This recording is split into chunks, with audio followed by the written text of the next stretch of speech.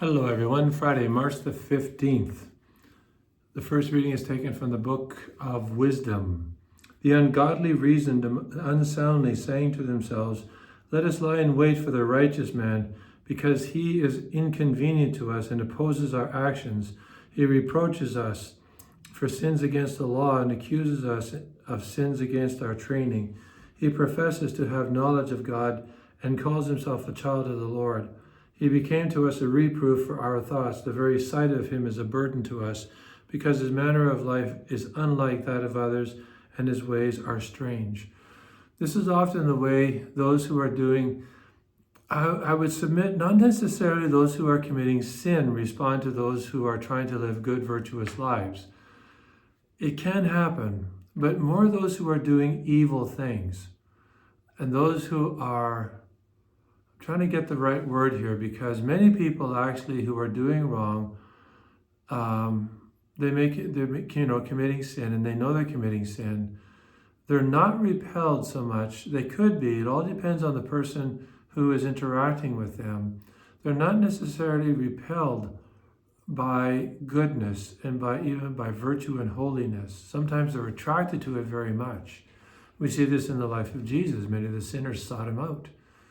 Why? Because word gets around very quickly amongst these people. This man is different.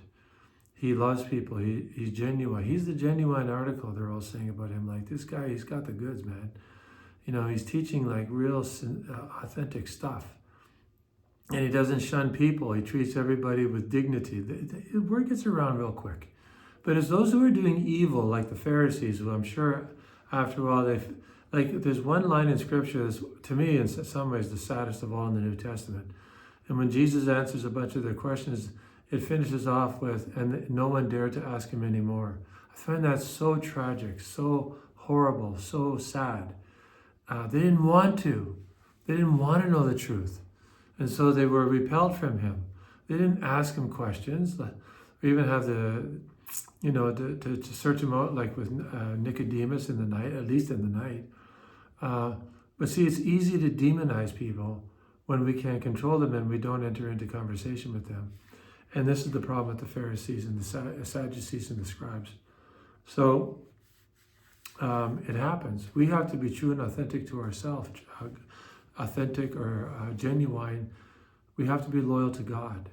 Grow in virtue, not be good and self-righteous, but be good and sincerely holy.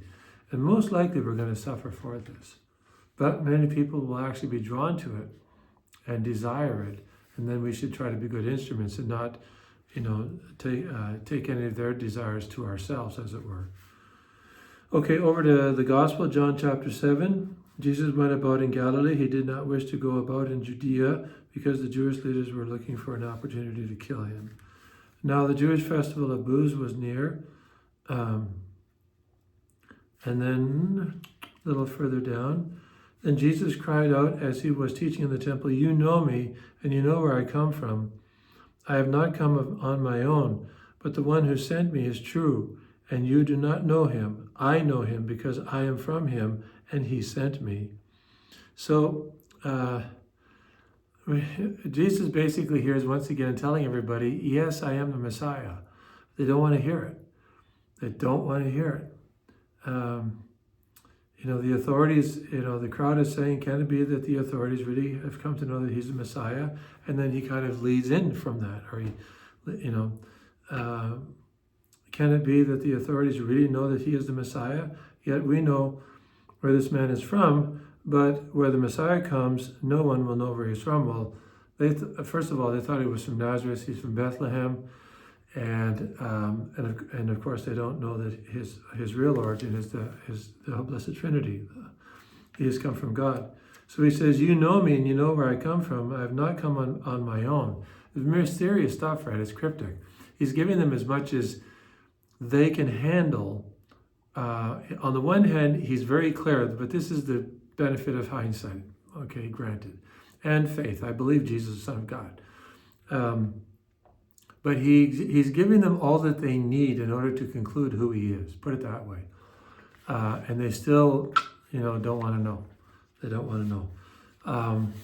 You and I should always, cultivate this very needed. It's healthy, it's necessary, but it's needed interior disposition to always want to know the truth, the whole truth, and nothing but the truth. The fullness of truth is personified in Jesus Christ.